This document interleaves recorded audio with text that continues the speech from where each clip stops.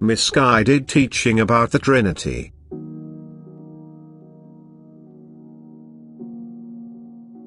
People have a completely wrong concept of the divine Trinity due to the misguided description of a divinity which consists of three persons.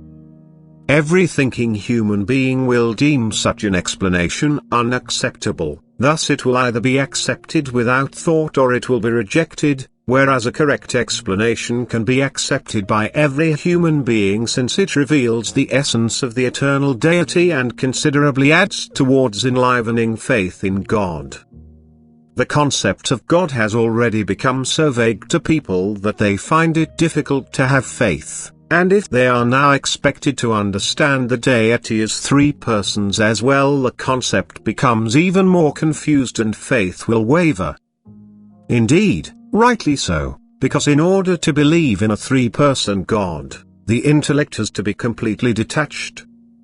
But God has given the human being intellect for the purpose of assessing what he should believe. But with divine assistance, that is through the Spirit of God, the intellect can certainly acknowledge a divinity if it is truthfully instructed. In that case even the keenest intellect will not refuse to agree.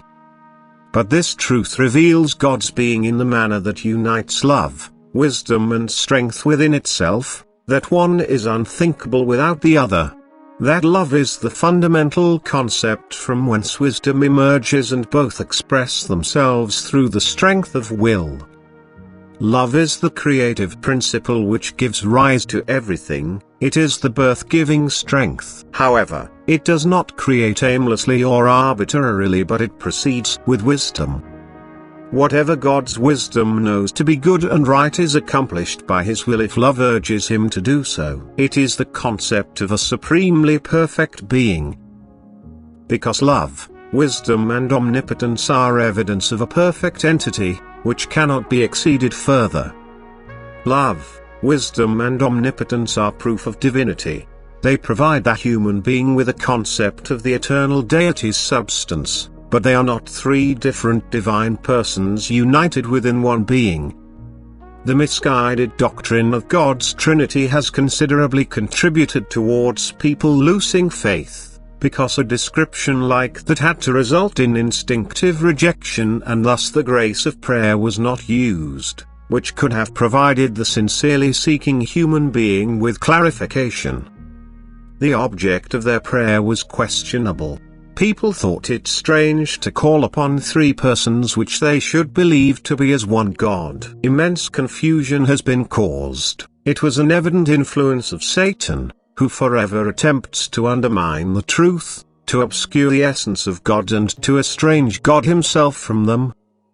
The fact that this misguided teaching was accepted in the first place testifies of the darkened spiritual state of those who, due to their complete lack of enlightenment, did not possess any means of discrimination and hence had been excellent tools in Satan's hands to distribute this teaching and with this to endanger the faith in a manner as rarely a misguided teaching had achieved. In order to believe in God as a supremely perfect being, this being also has to introduce itself to people such that they can recognize his perfection. Also the intellect of a human being who is looking for the truth has to understand such concepts, otherwise he could not be held to account. God is not content with blind faith. He demands every teaching to be deliberated and responded to, because faith can only become alive when it has become an inner conviction. When this option is excluded from the start, when people are presented with a misguided teaching for unconditional acceptance, only blind faith can be demanded and achieved by this which is of no value before God. On the contrary, it is far more damaging to the soul, especially when God's image becomes distorted and thereby the love for him cannot arise, which is absolutely essential in order to become blessed. Amen.